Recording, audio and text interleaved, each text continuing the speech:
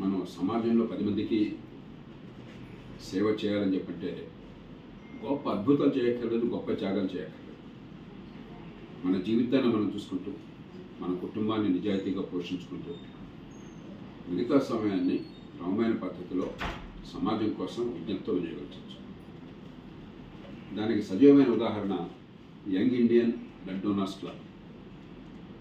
ఇప్పుడు సోదరుడు జేబీ బాలు ఒక పాఠశాలలో అధ్యాపకుడు. హైదరాబాద్లో కూడా కాదు, భద్రాచలంలో. ఆయన తన కుటుంబంలో తన తండ్రి గారికి అనారోగ్యాన్ని, అప్పుడున్న ఇబ్బందుల్ని గమనించి రక్తం లేకుండా ఏ మనిషి పోకూడదు. నా అదృష్టం ఏంటంటే రక్తదానం ఎవరైనా చేయొచ్చు, ఒక వయసు దాటాక, ఒక వయసు లోపల. మిగతా రకాలుగా పూర్ణారోగ్యం అన్నట్టయితే ఒకసారి రక్తదానం చేస్తే కొన్ని వారాల తర్వాత మళ్ళీ చేయొచ్చు. రక్తం మళ్ళీ మన శరీరంలో మళ్ళీ పుడుతుంది. ఎర్ర రక్త కణాలు 120 రోజులు ఉంటాయి, కానీ ప్రతిరోజు కొత్తగా ఉత్పత్తి అవుతుంటాయి. మనం కొంత రక్తాన్ని ఇచ్చేస్తే మళ్ళీ కొత్త రక్తం మనకు వస్తుంది.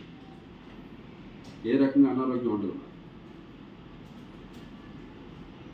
కాబట్టి అద్భుతంగా ప్రేరేపించారు వాళ్ళు. ఆయన రాష్ట్రం అంతా కూడా ఏర్పాటు చేసినటువంటి మిత్ర బృందం అంతా కలిసి తమ పని తాము చేసుకుంటూ, తమ ఉద్యోగాలు, తమ వృత్తి, తమ వ్యాపారం చేసుకుంటూ సమాజంలో రక్తం లేకుండా, రక్తహీనత వల్ల ఈ రక్తం మార్పిడికి రక్తం లేకుండా ఎవరు నష్టపోకూడని ఉద్దేశంతో చేశారు. ఇప్పటిదాకా 35,000 రక్తదానాలు జరిగాయి ఈ శిబిరాలు. ప్రతి ఒక్కరిని కూడా చేతన మేరకు పాల్పంచుకోమని కోరుతున్నాను. భయాన్ని వదలండి. ఆధునిక యుగంలో ఉన్న మన అదృష్టం. ఒకప్పుడు కావాలన్నా కూడా రక్త మార్పిడి సాధ్యమయ్యేది కాదు. ఒకప్పుడు విషయం తెలియక జరగలతో రక్తాన్ని పీల్చేవారు. రక్తం పీలిస్తే మనిషి బతుకుతారని చెప్పారు. రాజులకి చక్రవర్తి కూడా పనిచేసేవారు. ఆ తర్వాత రక్తం మార్పిడి చేయడం మొదలెట్టిన